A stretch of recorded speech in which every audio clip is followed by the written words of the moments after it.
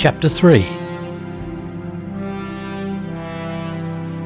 Ingunn came out into the balcony and stood gazing at the falling snow. High up against the pale clouds, the great wet flakes looked grey as they whirled in the air, but when they settled, they seemed pure white, a gleaming white mass against the obliterated white heights towards Verndalen. When she looked up for a while into the driving flurry, she felt as though she herself were being sucked up, to hover in the air for an instant. Then she sank down, and all grew dark.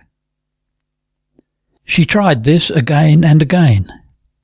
The unbearable giddiness that came over her all at once was somehow turned to gentle rapture as she felt herself borne upward.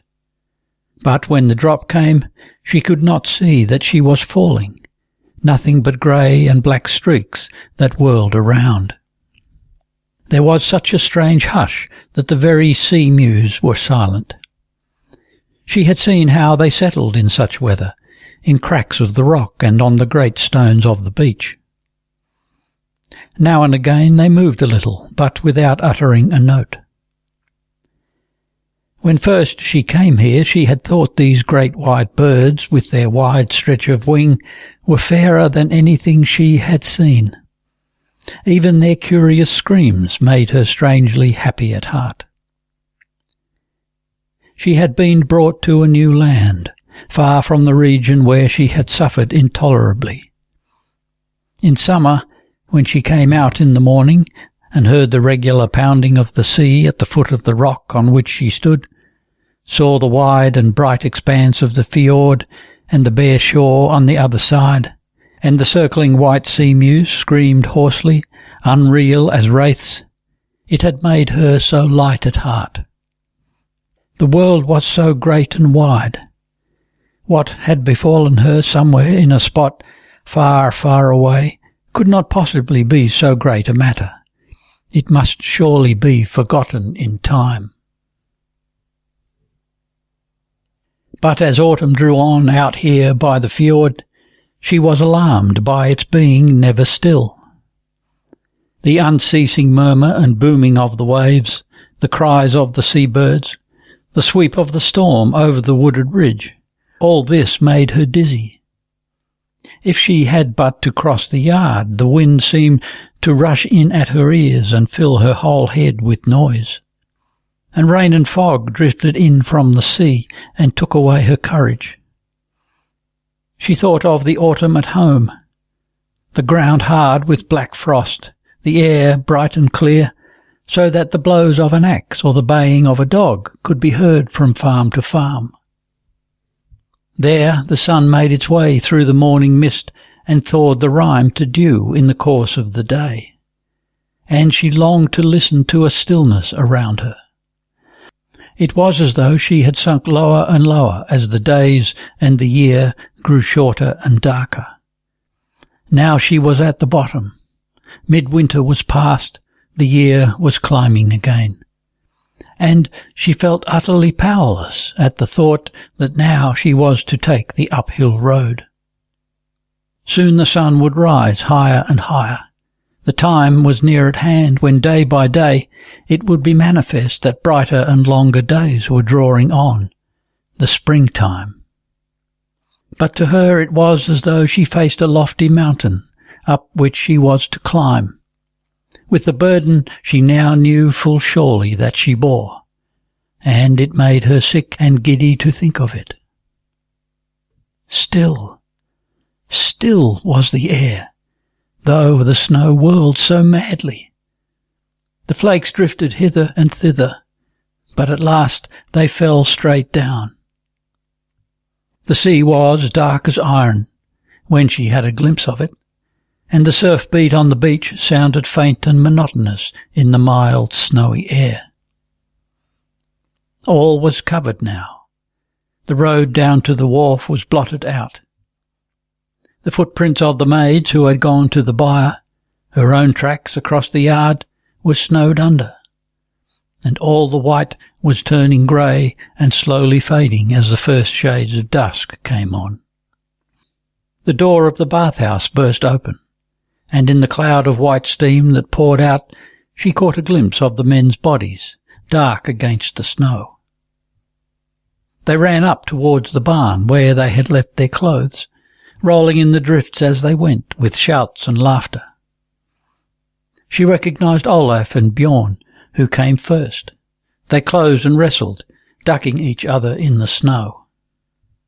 She picked up the platter of pickled fish and threw her cloak over it. It was so heavy that she had to carry it in both arms. She could not steady herself or see beyond her feet, and was afraid of slipping on the snow-covered rocks. The dusk had deepened, and the flickering snow made her yet more giddy.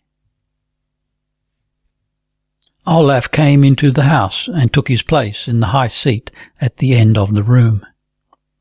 He was hungry and tired, settled down in ease at the thought that it was Saturday and the eve of a holy day, and that 3 women were busied about him, bringing in food.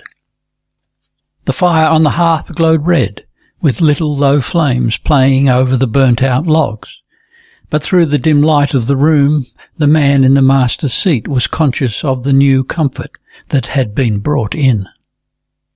The table was always set up now on the raised floor along the end wall. There were cushions in the high seat, and a piece of tapestry had been hung over the logs of the wall behind it. By the side of this, the axe kinfetch hung in its old place, along with Olaf's 2-handed sword and his shield with the wolf's head and 3 blue lilies. A blue woven curtain had been hung about the southern bed, where the master and mistress slept. A faint light showed within the closet. The old man was reciting his evening prayers in a half-singing voice. Sire Benedict could say what he would, thought Olaf. His kinsman was a man of no little learning. He said his hours as well as any priest. When the old man was finished, Olav Audunsson called to him. Would he not come in and sup? The old man answered that he would rather have a little ale and groats brought to him in bed. Ingunn hastily filled a bowl with the food and carried it in to him. At the same moment the housecarls appeared at the door, Bjorn with a bundle of wood which he flung on the floor. He made up the fire, threw open the outer door, and raised the smoke vent, so that snowflakes drifted down to the hearth with a hiss.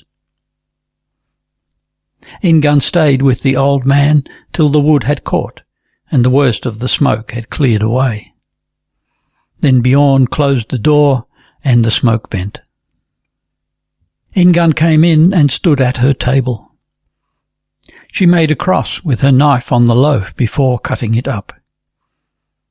The 5 men on the bench ate in silence, long and heartily. Ingunn sat on the edge of the bed and picked at a little fish and bread, enjoying it, for the salmon was good and well pickled. The ale was of the Yule brewing, and might have been better, but she had had such dirty grain for the malt, mixed with all manner of weeds. She glanced over at her husband. His hair was dark with wet. The eyebrows and stubbly beard stood out with a golden gleam against his face, which was red and weather-beaten this evening. He seemed to have a good appetite. The 3 serving maids sat on the bench below the bed, facing the hearth, and ate their supper. Herdis, the youngest of them, whispered and giggled as she ate. The child was always full of laughter and games. She was showing the other maids a new horn spoon that she had been given. The laughter spurted out of her as she did so.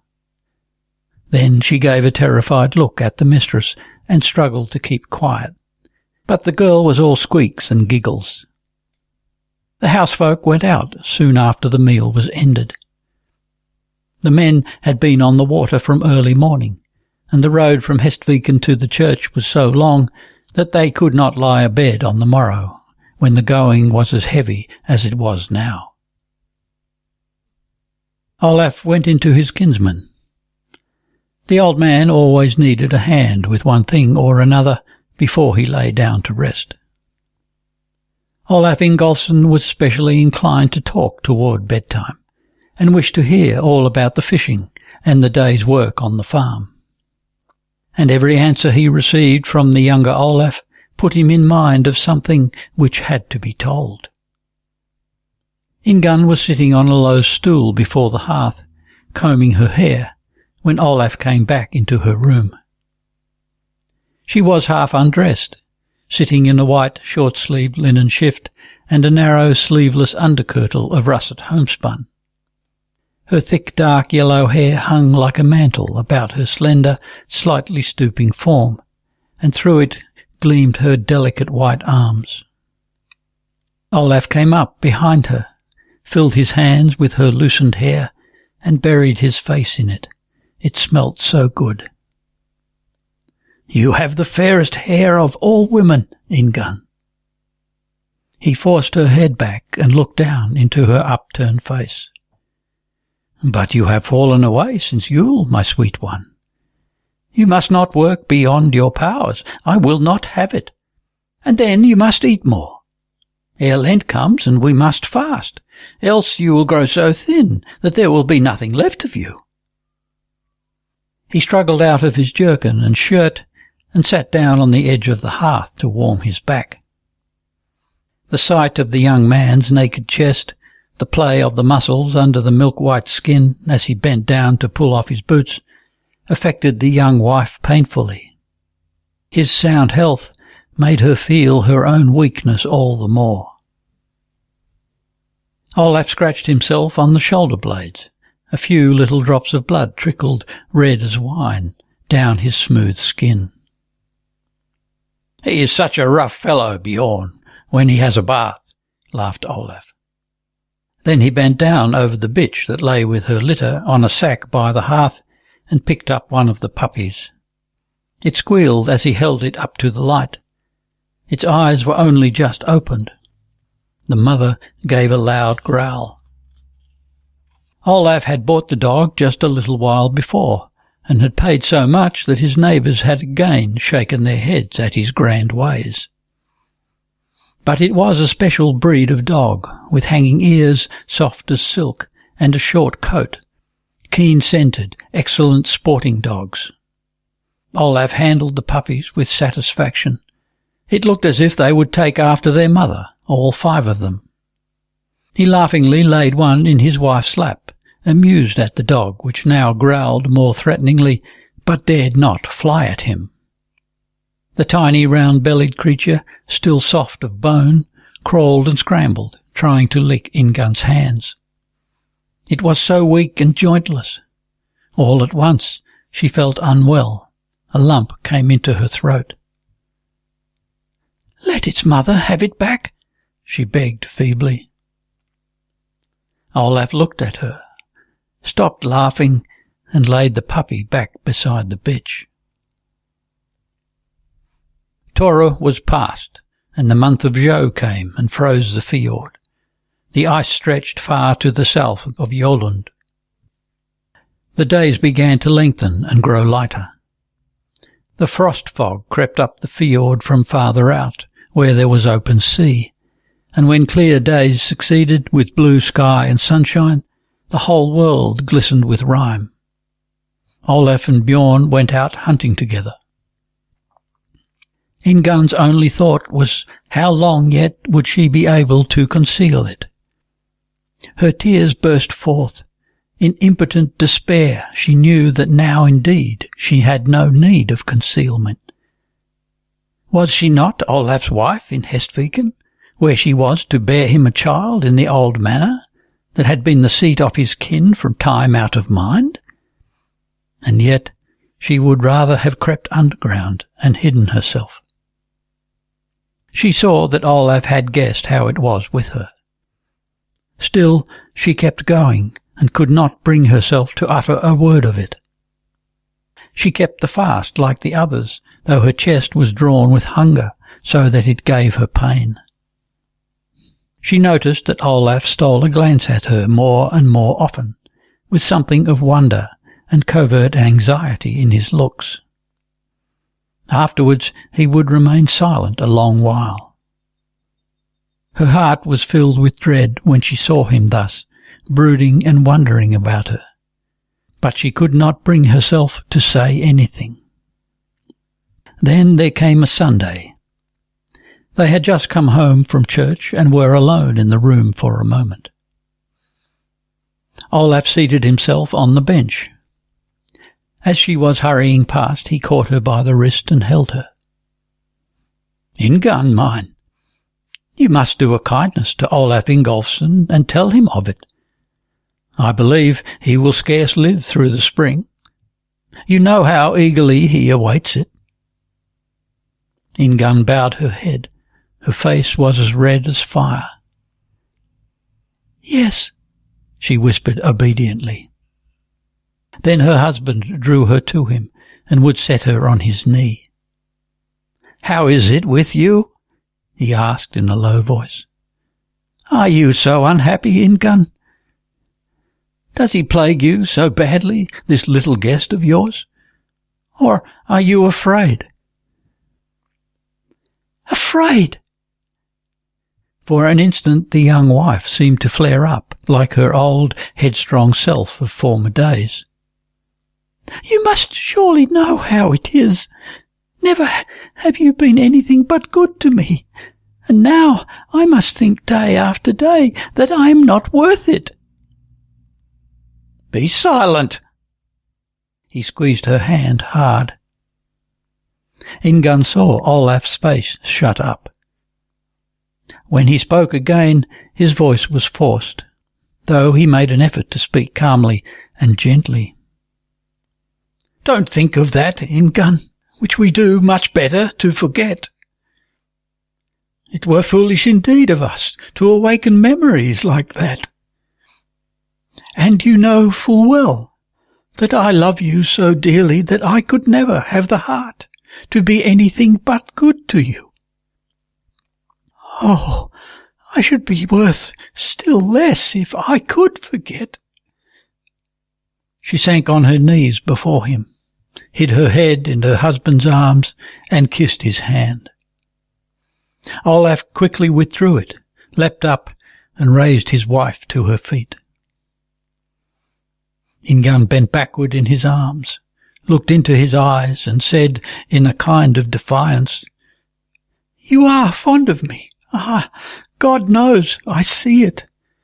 But I believe, Olav, that had I offered to treat you as of old, with an overweening fanciful humour, claiming to have my own way in all things, I scarce believe you would have suffered it in me, or loved me so much, after what I have done to you."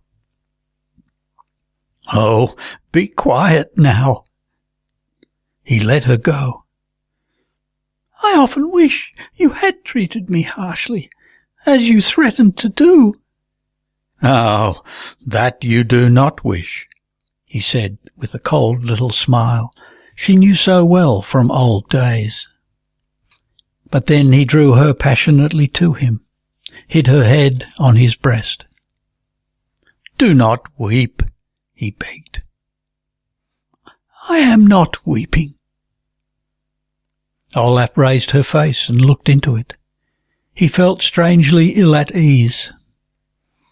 He would much rather she had been weeping. In the time that followed, a kind of paralyzing dread crept over Olaf again and again. He had a feeling that everything had been in vain. In vain the payments he had made to buy peace for himself and her. In vain that he had sunk his own bitterness to the bottom of his soul and quenched it with the old streams of his love. His life with her was a dear old habit of his childhood. When he took her in his arms, he recalled the first rapture of his life. Never had he let her see that he remembered her weakness. That's what he called it now. And now he was at his wit's end, recognizing that against the sense of shame that gnawed at her heart, he could do nothing. And when he saw her in this state, he himself could not avoid the thought, it was not her first child. During their first months together at Hestviken, he had been so pleased with her quiet bearing, knowing it was happiness that made her so meek and gentle a wife. But now it hurt him, for she had spoken the truth. Had she been as in old days, when she would have had her own way, and always expected him to give in to her, he would not have brooked that of her now. Then he straightened himself, as though shouldering his burden again. At home he always appeared calm and contented. He had a cheerful answer when anyone spoke to him, and put a good face on the prospect of the old stock sending out fresh shoots. He was affectionate toward his wife and tried to console himself. Ingunn had never been strong, and the sickliness must prey heavily on her meagre powers. No doubt her melancholy would pass off when she grew well again. Old Olav Ingolfsson had failed greatly during the spring, and Olav Audunsson tended him as well as he could. He often lay at night in the closet with his kinsman. At any moment the old man might require help of one kind or another. A little oil lamp burnt all night long, and the younger Olaf lay on the floor in a leather bag. When old Olaf could not sleep, he would babble by the hour together, and now it was always of their kin. How possessions and prosperity had come into the hands of the Hestvik men, and how they had been lost again. One night, as they lay talking of such things, young Olaf asked his namesake about Foulbeard. All he knew of this man was but scraps, and these scraps were scarcely more agreeable, he thought, than what he himself remembered of the madman. Old Olaf said, "I have not told you much of him before, but maybe you ought to have knowledge of this too, since you are now to be the head of our line. Is your wife asleep?" he asked. "It were better she did not hear this." It was truly spoken of him that he acted cruelly and faithlessly toward many women. And many spoke ill of me because I was always in company with Thorgils, I, who was intended for the priesthood. But Thorgils I have loved more dearly than any man on earth, and never have I been able to understand his evil life. For I never saw that he sought the company of women or paid court to young maids when we were at feasts and merry-makings. And when the talk fell upon women of loose living, as you know will often happen among idle young men in the hall, Thorgils would sit in silence with a little scornful smile, and never have I heard him use immodest or lecherous speech. He was rather sparing of words, and grave in all his dealings, a bold, manly, and valorous man. I never knew him have any friends save me, but we had been as foster brothers from childhood, and I grieved at his evil living. But I could never bring myself to say a word about it to my cousin. Father reproved him often with hard words. He was so fond of Thorgils, he too. He would remind him of the day that awaits us all, when we must answer to our Lord for all our deeds. "It had been better for you, Thorgils," my father often said, "if you had been sunk in the fjord with a millstone around your neck, as the inhuman wretches did to God's beloved Saint Halvard when he sought to protect a poor, simple woman. But you do outrage, to such poor and simple ones." Thorgils never said a word in return. There was something secret about Thorgils. I never saw him go up to a woman, sit down by her, and talk to her, but I noticed that she was uneasy as soon as he looked at her. He must have had an evil power in his eyes. He had a kind of power over men, too. For when King Skjul's cause was lost, Thorgils lent assistance to the bishop, and afterwards he was made captain of the bishop's men. But more than once the bishop was minded to turn away from him on account of the ugly rumours. When the matter of Astrid Bessesdatter and Herdis of Stein came out, the bishop threatened him with excommunication and outlawry, and with expulsion from the town. But nothing came of it. It was at Yule, 7 years after King Skjul's fall, that Thorgils had been at home at Hestviken, and in Lent, Bessa and his sons and Olaf, my uncle, came to Oslo, and it was agreed that Thorgils should marry Astrid as soon as might be after the fast. That was the only time Thorgils spoke to me of such matters. He said he would stay here and not go home to his wife. But Bessa and his children were such good folk that there was no way out. He must take Astrid. But I guessed that he had taken a dislike to her.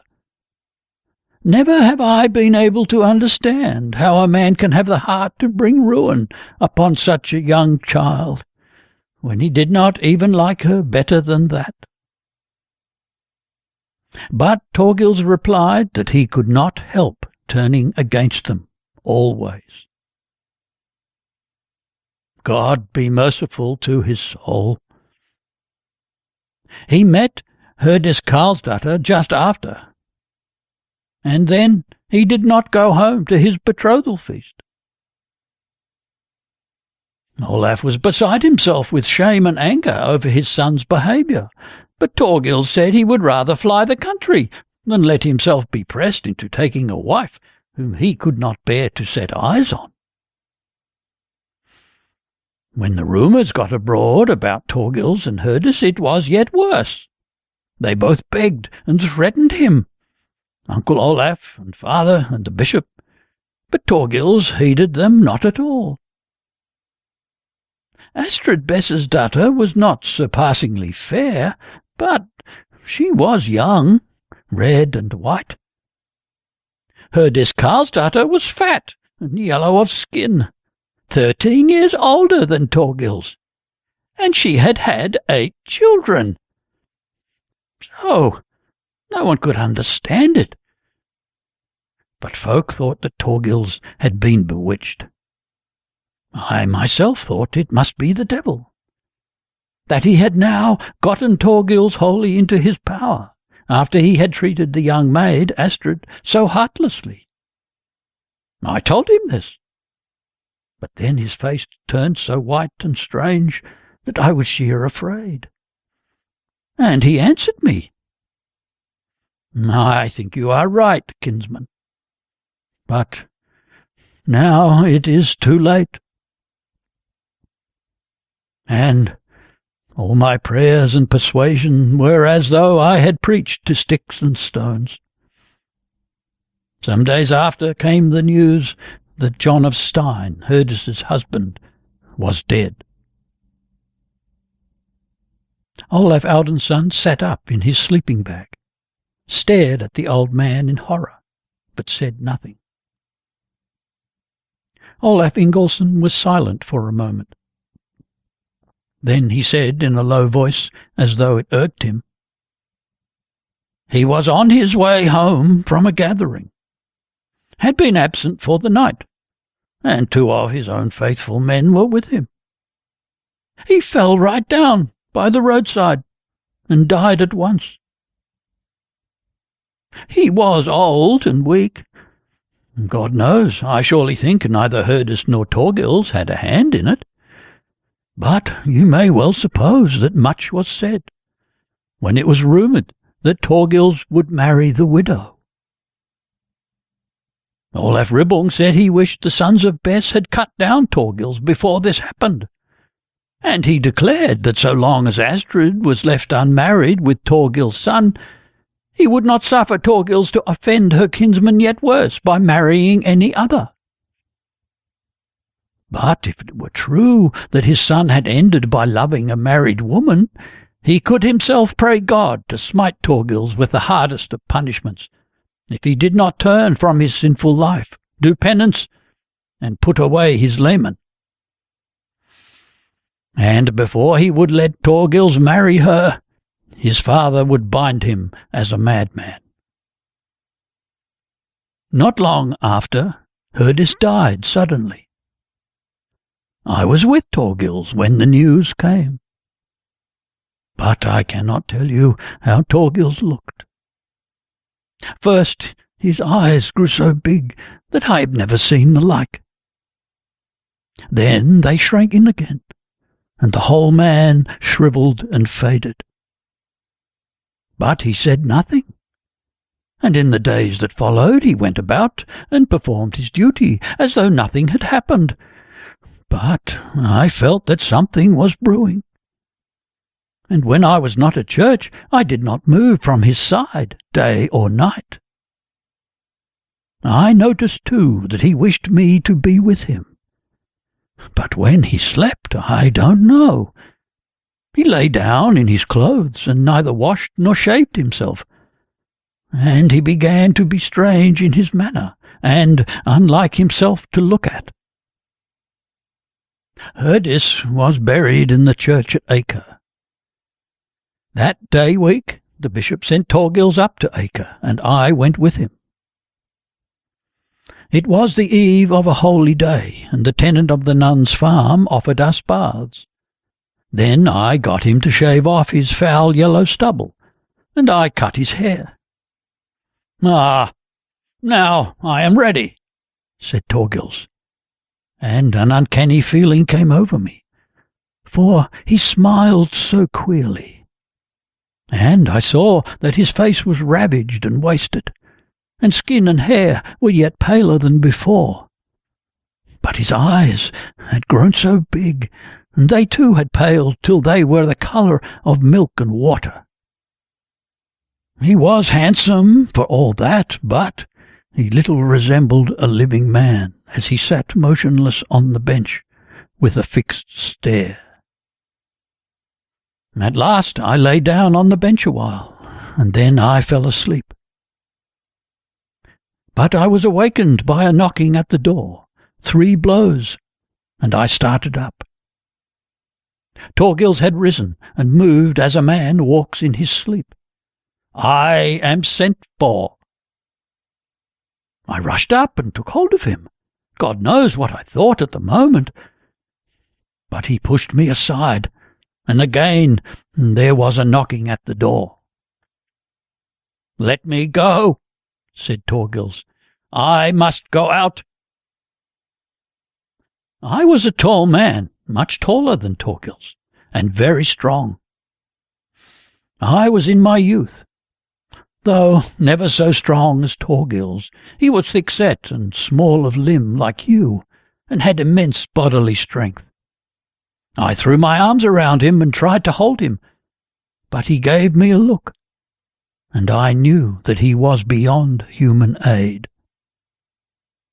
"It is Herdis," he said, and again there were 3 blows on the door.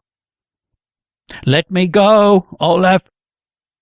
Never did I promise the others anything, but her I have promised to follow, living or dead." Then he flung me from him, so that I fell on the floor, and he went out. But I got onto my feet, grasped my axe, and ran after him. God forgive me. Had I taken my book or the crucifix in my hand, it had gone better. But I took no time to think, I was young, more of a warrior yet than a priest at heart, maybe. I put more trust in the sharp steel when it came to the push. When I came out into the yard, I saw them by the castle gate. It was moonlight, but open weather with driving clouds, and the ground was dark, for we had no snow lying in the lowlands that year. But it was just light enough for me to see them before me out in the field, as I came through the gate. The dead woman went first, and she was like a shred of mist, scarce touching the ground. And after her ran Thorgils, and I followed. At that moment the moon peeped out, and I saw that Herdis had stopped, and I guessed her purpose. So I called to her. If he promised to follow you, he must. But he has not promised to go before you. But to bid her begone in the Lord's name and let go her prey, that did not cross my mind. And as we were near the church, a gleam of moonlight shone on the stone wall. The dead woman glided in by the churchyard gate, and Thorgils ran after her, and I leapt. I was through the gate in time to see Herdis standing by the wall of the church and reaching out an arm for Thorgils. I swung my axe with all my force and threw it, so that it flew over the head of Thorgils and rang on the stone wall. Thorgils fell flat down. But in an instant they were upon me from behind, and flung me to the ground so hard that my right leg was broken in 3 places, the thigh, the kneecap, and the ankle. After that I knew no more, till folk came to Mass in the morning, and found us. Thorgils was then, as you remember him. His wits were gone, and he was more helpless than a suckling, only that he could go about. If he came near edged tools, he roared like a beast, and fell down, foaming at the mouth. And he had been the boldest wielder of his weapons that I have known. I have been told that his hair turned white in the very first winter. I lay in bed year after year with my broken leg, and in the first years the splinters of bone worked out of the wounds, and the matter ran out and stank so that I could not bear myself. And many a time I besought God with floods of tears to be allowed to die, for my torments seemed intolerable. But Father was with me and helped me, and bade me bear it as befitted a man and a Christian. And at last my leg was healed. But Thorgils didn't know me when I came hither. It was 5 winters after. And Olaf Ribbong bade me keep away, for he could not brook seeing his nephew dragging himself about as a wreck. I went on crutches at that time, when his own son had been the cause of it. Olaf lay awake long after the old man had fallen asleep. Favourites of fortune they had not been, the men of his race. But they had endured one thing and another. The broken man there, asleep in his bed. His other namesake, the great-grandfather, whom he remembered living here with his grisly, mad son. Olaf felt warmed by a fellow feeling with them. The aged woman, Tora, Ingolf the priest. They had been loyal to a lost cause, to dead and doomed ones who were their own flesh and blood. He thought of the Steinfinnsons. Such, no doubt, were the favourites of fortune. Carefree, reckless folk. To them misfortune was as a poison they had swallowed. They held out till they had thrown it up again, and then they died. And tonight he saw it fully and clearly. Ingunn, too, was of that sort. She too had been stricken by misfortune as by a mortal sickness. She would never hold up her head again. But it was his fortune to be so moulded that he could endure, even without happiness. His forefathers had not abandoned a lost cause. They had raised the old standard so long as there was a shred left of it. In his heart he did not know whether he regretted or not that he had accepted Earl Alf's offer and taken his discharge from the service of his lord. But he had accepted it for the sake of the woman who had been given into his hands while both were yet little children. And he would protect her and love her, as he had promised her when a boy, and loved her since first he knew he was a man. And if he got no happiness with her, since she could never be anything but a sick and useless wife, that made no difference, he now realized. He would love her and protect her to her last hour. But in broad daylight the next day, he knit his brows when he recalled his thoughts of the night before. One has so many queer fancies when one cannot sleep. And she had been happy and well in the summer, fair as never before. She was utterly disheartened now, but then she had never been any great one at bearing trouble, poor girl. After the child was born, she would surely be both happy and well. For an instant it crossed his mind. Can it be that she is thinking of the child she bore last year? She had never mentioned it, and so he had not been willing to do so either. He knew no more than that it had been alive when they had left the uplands the summer before.